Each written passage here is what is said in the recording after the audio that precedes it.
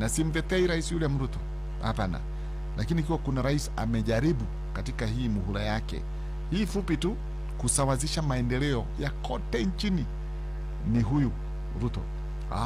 Huyo nimesema Mugala muue na haki yake mpe. Maeneo ambayo ilikuwa yamesahaulika, marginalized, ana unajiuliza kama wako Kenya.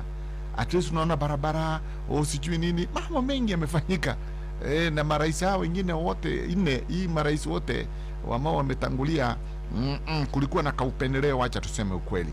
Lakini William Ruto at least hii hiyo mpe, hiyo ni yake. Amejaribu sana maeneo ambayo yamebaki nyuma, ama maeneo ambayo hata mengine hayakumpigia kura 2022, lakini ukiangalia unaona iko usawa. Haya ni maoni yangu mimi. Kwa kilinganisha na marais wengine, huyu at least amejaribu kuangalia maeneo mengi sana ambayo ilikuwa kama imesahaulika.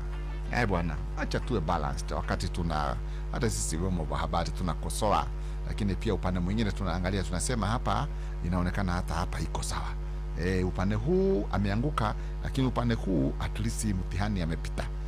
Usawa wa maendeleo kote nchini, ukiniuliza mimi, hili nampatia rais ambaye tuko naye sasa, William Ruto.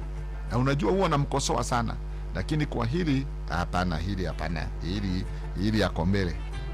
Na hii anaweza toa data, tarakimu ambazo naweza sema hii nalinganisha kuanzia Jomo Kenyatta tuje hivyo mpaka sasa huyu ambaye tuko naye, huyu Ruto. Upande wa kuangalia maeneo ambayo yamesahaulika, na yale ambayo yamekuwa ni kama hayatiliwi maanani na serikali zote za hapo awali, William Ruto at least hapo wako mbele. Acha tuseme ukweli bwana. Radio Citizen.